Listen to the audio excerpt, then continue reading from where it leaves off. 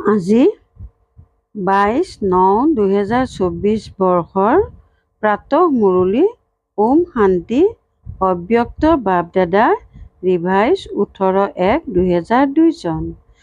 আজি বাবাই কৈছে, স্নেহৰ শক্তিৰে সমৰ্থ হোৱা সৰ্ব আত্মাক সুখ শান্তিৰ অঞ্জলি দিয়া। আজি সমৰ্থ পিতাই নিজৰ স্মৃতিস্বৰূপ সমৰ্থস্বৰূপ সন্তানসকলৰ সৈতে মিলন উদযাপন কৰিবলৈ আহিছে হওক। আজি বিশেষ চাৰিওফালৰ সন্তানসকলৰ মাজত স্নেহৰ লহৰ বৈ আছে। বিশেষ পিতা ব্ৰহ্মাৰ স্নেহৰ স্মৃতি সমাহিত হৈ আছে। এই স্নেহ প্ৰত্যেক সন্তানৰে এইটো জীৱনৰ বৰদান। পৰমাত্মা স্নেহেই তোমালোক সকলোকে নতুন জীৱন দিছে। প্ৰতিগৰাকী সন্তানক স্নেহৰ শক্তিয়েই পিতাৰ কৰি তুলিছে। এই স্নেহৰ শক্তিয়ে সকলো সহজ কৰি দিয়ে। যেতিয়া স্নেহত সমাহিত হৈ যোৱা, তেতিয়া যিকোনো পৰিস্থিতি সহজ অনুভৱ কৰা। বাপদাদাইও কয় যে সদায় স্নেহৰ সাগৰত সমাহিত হৈ থাকা। স্নেহ হৈছে ছত্ৰছায়া, যি ছত্ৰছায়াৰ ভিতৰত মায়াৰ কোনো প্ৰশ্ৰয়ও পৰিব নোৱাৰে। সহজে মায়াজিত হৈ যোৱা, যি নিৰন্তৰ স্নেহত থাকে, তেওঁ কোনো কথাত পৰিশ্ৰম কৰিবলগীয়া নহয়। স্নেহে সহজে পিতাৰ সমান কৰি তোলে। স্নেহৰ বাবে যিকোনো বস্তু সমৰ্পিত কৰা সহজ হয়। আজিও অমৃত বেলাৰ পৰা প্ৰতিগৰাকী সন্তানে স্নেহৰ মালা পিতাক পিন্ধালে আৰু পিতাইও স্নেহী সন্তানসকলক স্নেহৰ মালা পিন্ধালে। যেনেকৈ এই বিশেষ স্মৃতি দিৱসত অৰ্থাৎ স্নেহৰ দিনটিত স্নেহত সমাহিত হৈ আছা, তেনেকৈ সদায় সমাহিত হৈ থাকিবা। তেতিয়া পৰিশ্ৰমেৰে পুৰুষাৰ্থ কৰিবলগীয়া নহ'ব। এটা হ'ল স্নেহৰ সাগৰত সমাহিত হৈ থকা আৰু আনটো হ'ল স্নেহৰ সাগৰত অলপ সময়ৰ বাবে ডুব মাৰা। বহুত সন্তান সমাহিত হৈ নাথাকে। সোনকালে বাহিৰলৈ ওলাই আহে। সেয়েহে সহজ কথাও কঠিন হৈ যায়। তেন্তে সমাহিত হ'ব জানানে? সমাহিত হোৱাত আনন্দ আছে। পিতা ব্ৰহ্মাই সদায় পিতাৰ স্নেহ অন্তৰত সমাহিত কৰিলে। ইয়াৰ স্মাৰক কলিকতাত অৰ্থাৎ এতিয়া কলকাতাত দেখুওৱা হৈছে। আকৌ গংগা সাগৰত সমাহিত হয়। এতিয়া পিতাই সকলো সন্তানৰ পৰা এয়াই বিচাৰে যে পিতাৰ স্নেহৰ প্ৰমাণ হিচাপে সমান হৈ দেখুৱাওক। সদায় সংকল্পত সমৰ্থ হওক। এতিয়া ব্যৰ্থৰ সমাপ্তি সমাৰোহ উদযাপন কৰা, কিয়নো ব্যৰ্থই সমৰ্থ হ'বলৈ নিদিব আৰু যেতিয়ালৈকে তোমালোক নিমিত্ত হৈ যোৱা সন্তানসকল সদায় সমৰ্থ নোহোৱা, তেতিয়ালৈকে বিশ্বৰ আত্মাসকলক সমৰ্থ কেনেকৈ প্ৰদান কৰিবা? সকলো আত্মা শক্তিৰেই একেবাৰে খালী হৈ শক্তিৰ ভিক্ষাৰী হৈ গৈছে। হে সমৰ্থ আত্মাসকল, এনেকুৱা ভিক্ষাৰী আত্মাসকলক এই ভিক্ষাৰীবোধৰ পৰা মুক্ত কৰা। আত্মাসকলে তোমালোক সমৰ্থ আত্মাসকলক আহ্বান জনাই আছে, হে মুক্তিদাতাৰ সন্তান, মাষ্টাৰ মুক্তিদাতা, আমাক মুক্তি দিয়ক। এই আৱাজ তোমালোকৰ কাণত নপৰেনে? শুনিবলৈ নোপোৱানে? এতিয়াও নিজক মুক্ত কৰোঁতে ব্যস্ত হৈ আছা নেকি? বিশ্বৰ আত্মাসকল বেহদৰ স্বৰূপত মাষ্টাৰ মুক্তিদাতা হ'লে নিজৰ সৰু সৰু কথাৰ পৰা স্বতঃ মুক্ত হৈ যাবা। এতিয়া সময় হ'ল যে আত্মাসকলৰ আহ্বান শুনা। আহ্বান শুনিবলৈ পোৱা নে নোপোৱা? অশান্ত আত্মাসকলক সুখ শান্তিৰ অঞ্জলি দিয়া। এয়াই হ'ল পিতা ব্ৰহ্মাক অনুসৰণ কৰা। আজি বিশেষ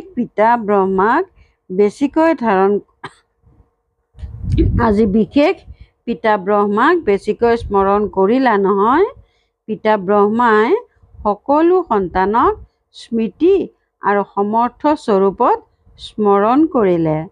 বহুত সন্তানে পিতা ব্ৰহ্মাৰ লগত বাৰ্তালাপ কৰি মিঠা মিঠা আপত্তিও দৰ্শালে যে আপুনি ইমান সোনকালে কিয় গুচি গ'ল, আৰু আনটো আপত্তি দৰ্শালে যে আমাৰ সকলো সন্তানৰ পৰা ছুটি কিয় লৈ নগ'ল। তেতিয়া পিতা ব্ৰহ্মাই ক'লে যে ময়ো শিৱ বাবাক সুধিলোঁ যে মোক অকস্মাৎ কিয় মাতি পঠিয়ালে। তেতিয়া পিতাই ক'লে, যদি তোমাক ক'লোহেঁতেন যে ছুটি লৈ আহা, তেতিয়া জানো তুমি সন্তানসকলক এৰিব পাৰিলাহেঁতেন, নতুবা সন্তানসকলে জানো তোমাক এৰিব পাৰিলেহেঁতেন। তোমালোক অৰ্জুনৰতো এয়াই সোঁৱৰণি আছে যে অন্তত নষ্টমোহা স্মৃতিস্বৰূপ হৈয়েই থাকে। সেয়েহে পিতা ব্ৰহ্মাই মিচিকিয়াই হাঁহিলে আৰু ক'লে, এয়াতো চমৎকাৰ আছিল যে সন্তানসকলেও বুজি নাপালে যে গৈ আছে আৰু ব্ৰহ্মায়ো বুজি নাপালে যে গৈ আছোঁ। সন্মুখত থাকিও দুয়োফালে মৌন হৈ থাকিল, কিয়নো সময় অনুসৰি পুত্ৰৰ দ্বাৰা পিতাৰ প্ৰত্যক্ষতাৰ ভূমিকা নিৰ্ধাৰিত হৈ আছিল। ইয়াকে কোৱা হয় বাহ ড্ৰামা বাহ। সেৱাৰ পৰিৱৰ্তন নিৰ্ধাৰিত হৈ আছিল।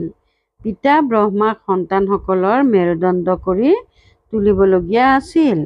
গতিকে অব্যক্ত ৰূপত তীব্ৰ গতিৰ সেৱাৰ ভূমিকা পালন কৰিবলগীয়া আছিল। আজি বিশেষকৈ ডবল বিদেশীসকলে বহুত মিঠা মিঠা আপত্তি দৰ্শাইছে। ডবল বিদেশীসকলে কি আপত্তি দৰ্শাইছে? ডবল বিদেশীসকলে পিতা ব্ৰহ্মাক ক'লে, কেৱল ২-৩ বছৰ আপুনি থাকি যোৱাহেঁতেন আমি দেখাটো পালোহেঁতেন। পিতা ব্ৰহ্মাই হাঁহি মাৰি ক'লে, ধেমালি কৰিলে তেন্তে ড্ৰামাৰ লগত কথা পাতা। ড্ৰামাই এনেকুৱা কিয় কৰিলে? কিন্তু এয়া অন্তিমত আহিও তীব্ৰতাৰে আগবাঢ়ি যোৱাৰ উদাহৰণ হ'বলগীয়াই আছিল। ভাৰততেই হওক বা বিদেশতেই হওক। সেয়েহে এতিয়া অন্তিমত আহিও তীব্ৰতাৰে আগুৱাই যোৱাৰ প্ৰমাণ প্ৰত্যক্ষ দেখুওৱা। যেনেকৈ আজি সমৰ্থ দিৱস উদযাপন কৰিলা, তেনেকৈ এতিয়া প্ৰতিটো দিনেই সমৰ্থ দিৱস হওক। কোনো প্ৰকাৰৰ অস্থিৰতা যাতে নাথাকে। পিতা ব্ৰহ্মাই আজিৰ দিনটোত যি ৩টা শব্দৰ শিক্ষা দিলে, নিৰাকাৰী, নিৰ্বিকাৰী আৰু নিৰহংকাৰী, এই ৩টা শব্দৰ শিক্ষাস্বৰূপ হোৱা। মনেৰে নিৰাকাৰী, বাণীত নিৰহংকাৰী, কৰ্মত নিৰ্বিকাৰী। ছেকেণ্ডত সাকাৰ স্বৰূপত আহি যোৱা, ছেকেণ্ডত নিৰাকাৰী স্বৰূপত স্থিত হৈ যোৱা, এইটো অভ্যাস গোটেই দিনটোত বাৰে বাৰে কৰা। এনেকুৱা নহয় যে কেৱল স্মৃতিত বহাৰ সময়ত নিৰাকাৰী স্থিতিত স্থিত হৈ থাকিবা, কিন্তু মাজে মাজে সময় উলিয়াই এই দেহবোধৰ পৰা উপৰাম নিৰাকাৰী আত্মা স্বৰূপত স্থিত হোৱাৰ অভ্যাস কৰা। যি কাৰ্যই নকৰা, কাৰ্য কৰিও এইটো অভ্যাস কৰা যে মই নিৰাকাৰ আত্মাই এই সাকাৰ কৰ্মেন্দ্ৰিয়ৰ আধাৰত কৰ্ম কৰাই আছোঁ। নিৰাকাৰী স্থিতি হৈছে কৰৱনহাৰ স্থিতি, কৰ্মেন্দ্ৰিয় হৈছে কৰণহাৰ, আত্মা কৰৱানহাৰ। গতিকে নিৰাকাৰী বা স্থিতিৰ নিৰাকাৰী পিতা স্বতঃ স্মৃতিলৈ আহিব। যেনেকৈ পিতা কৰৱানহাৰ, তেনেকৈ মই আত্মাও কৰৱানহাৰ। সেয়েহে কৰ্মৰ বন্ধনত বান্ধ নাখাব, উপৰাম হৈ থাকিব। কিয়নো কৰ্মৰ বন্ধনত বন্দী হ'লেই সমস্যা আহে। গোটেই দিনটোত পৰীক্ষা কৰা।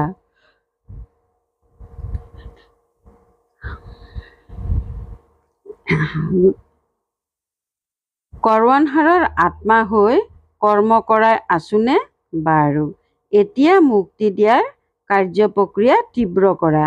বাৰু, এইবাৰ যিসকল এইটো কল্পত প্ৰথমবাৰ আহিছে তেওঁলোকে হাত উঠোৱা। নতুনকৈ অহা সন্তানসকলক বাপ-দাদাই বিশেষ স্নেহ সহিত স্মৰণ কৰি আছে যে সময়ত পিতাক চিনি পিতাৰ উত্তৰাধিকাৰৰ অধিকাৰী হৈ গলা। সদায় নিজৰ এই ভাগ্যক স্মৃতিত ৰাখিবা যে আমি পিতাক চিনি পালোঁ। বাৰু, ডবল বিদেশীসকল হাত দাঙা। বহুত ভাল। ডবল বিদেশীসকলক বাপ-দাদাই কয় যে ব্ৰহ্মাৰ সংকল্পৰে জন্ম লৈছা। এটা হৈছে পোনপটীয়াকৈ মুখৰ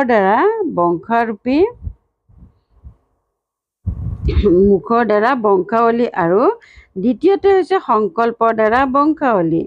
সংকল্প শক্তি বৰ মহান। যেনেকৈ সংকল্প শক্তি তীব্ৰ, তেনেকৈ তোমালোকৰ ৰচনা। ডবল বিদেশীসকলৰ তীব্ৰ পুৰুষাৰ্থী আৰু তীব্ৰ প্ৰাৰব্ধ অনুভৱ কৰোঁতা। সেয়েহে গোটেই ব্ৰাহ্মণ পৰিয়ালত ডবল বিদেশীসকলৰ ডবল মৰমৰ। ভাৰতৰ ভাতৃ-ভগ্নীসকলে তোমালোকক দেখি আনন্দিত হয়। বাহ, ডবল বিদেশী, বাহ বাহ। ডবল বিদেশীসকলো আনন্দিত হোৱানে? কিমান আনন্দিত হোৱা? বহুত আনন্দিত হোৱানে? এনেকুৱা কোনো বস্তু নাই যাৰ লগত তুলনা কৰিব পাৰি। ডবল বিদেশীটো শুনি আছে, দেখি আছে। ভাল কথা। এই বিজ্ঞানৰ সাধনে তোমালোকক বেহদৰ সেৱা কৰাত বহুত সহযোগ কৰিব আৰু সহজে সেৱা কৰাব। তোমালোকৰ স্থাপনাৰ সংযোগেৰেই এই বিজ্ঞানৰো গতি তীব্ৰ হৈছে। বাৰু, সকলো পাণ্ডৱ সমৰ্থ হোৱা নহয়? দুৰ্বলতো নোহোৱা। সকলো সমৰ্থ হোৱানে? আৰু শক্তিসকল পিতাৰ সমান হোৱানে? শক্তিহানা হোৱা। শক্তিসকলৰ শক্তি মায়াজিত কৰি তোলোতা হয়। বাৰু, আজি বিশেষ অলংকৰণ অৰ্থাৎ সাজ-সজ্জা কৰোঁতাসকলো আহিছে। কলিকতাৰ ভাতৃ-ভগ্নীসকলে ফুল লৈ আহিছে। সকলো স্থানতে ফুলেৰে বৰ ভাল অলংকৰণ কৰিছে। এয়াও স্নেহৰ চিন। ভাল কথা। নিজৰ স্নেহৰ প্ৰমাণ দিলা। বাৰু, শিক্ষকসকল হাত দাঙা। প্ৰতিটো দলত শিক্ষকে বহুত আছে। শিক্ষকসকলে ভাল সুযোগ পায়। সেৱাৰ প্ৰত্যক্ষ ফল পাই যায়। ভাল কথা। এতিয়া নিজৰ চৰিত্ৰৰ দ্বাৰা সকলোকে ভৱিষ্যতৰ সাক্ষাৎকাৰ কৰোৱা। শুনিলা? কি কৰিব লাগে? বাৰু। মধুবন নিবাসীয়ে হাত দাঙা। বহুত ভাল। মধুবন নিবাসীসকলে সুযোগ বৰ ভাল পায়। সেয়েহে বাপ-দাদাই কয় মধুবন নিবাসী হৈছে আত্মিক চেঞ্চেলৰ হোৱা নহয়, সেৱা কৰিব লাগিব। তথাপিও সকলোকে মধুবন নিবাসীয়ে ৰাজিতো কৰি লয় নহয়। সেয়েহে বাপ-দাদাই মধুবন নিবাসীক কেতিয়াও নাপাহৰে। মধুবন নিবাসীসকলক বিশেষ স্মৰণ কৰে। মধুবন নিবাসীক কিয় স্মৰণ কৰে? কিয়নো মধুবন নিবাসী পিতাৰ প্ৰতি থকা প্ৰেমত সংখ্যাগৰিষ্ঠ উত্তীৰ্ণ। গৰিষ্ঠ সংখ্যকৰে পিতাৰ প্ৰতি অটুট আছে। মধুবন নিবাসী কম নহয়, সেয়ে নাই। ইন্দোৰ-জনৰ সেৱাধাৰীসকল আহিছে। ইন্দোৰ-জনৰ সকলে হাত দাঙা। বহুত আছে। ভাল কথা। সেৱা কৰা অৰ্থাৎ সমৰ্পিত অহাৰ ফল খোৱা। সেৱাৰ সুযোগ লোৱা অৰ্থাৎ পুনৰ পুঁজি জমা কৰা, আশীৰ্বাদ জমা কৰা। গতিকে সকলো সেৱাধাৰীয়ে নিজৰ পুণ্যৰ পুঁজি জমা কৰিলে এই আশীৰ্বাদ বা পুণ্যই অতিৰিক্ত লিফ্টৰ কাম কৰে। বাৰু, দেশ বা বিদেশৰ শিক্ষকসকলে দূৰৈত থাকিও সমীপত আছে। সকলো সন্তানক বাপ-দাদাই স্নেহৰ দিৱসৰ প্ৰতিদানত পদম গুণ স্নেহ সহিত স্মৰণ কৰি আছে। বাপ-দাদাই দেখিবলৈ পায় যে স্থান বিশেষে সময় বেলেগ বেলেগ, কিন্তু জাগ্ৰত জ্যোতি অক্লান্ত হৈ শুনি আছে আৰু আনন্দিত হৈ আছে। বাপ-দাদাই সন্তানসকলৰ আনন্দ দেখি আছে কোৱা, সকলোৱে আনন্দত নাচি আছা নহয়? সকলোৱে কান্ধ লৰাই আছে। হয় বাবা, বহু জনক কন্যাটিয়েও বহুত মিঠা মিঠাকৈ মিচিকিয়াই হাঁহি আছে। এনেকৈ সকলোৱে পিতাৰ স্মৃতিত আছে, কিন্তু কিছুমানৰ নাম ল'ম।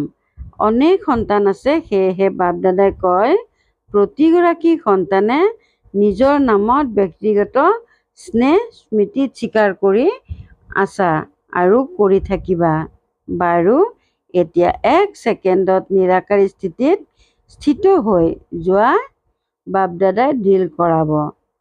জীৱনৰ মূল্যবোধৰ ওপৰত প্ৰদক্ষিণ চলি আছে। ভাল সেৱাৰ সাধন। জীৱনৰ মূল্যবোধৰ প্ৰশিক্ষণ দি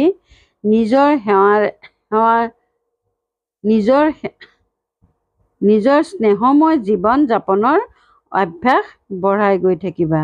বাৰু বাপ দাদাই বাৰু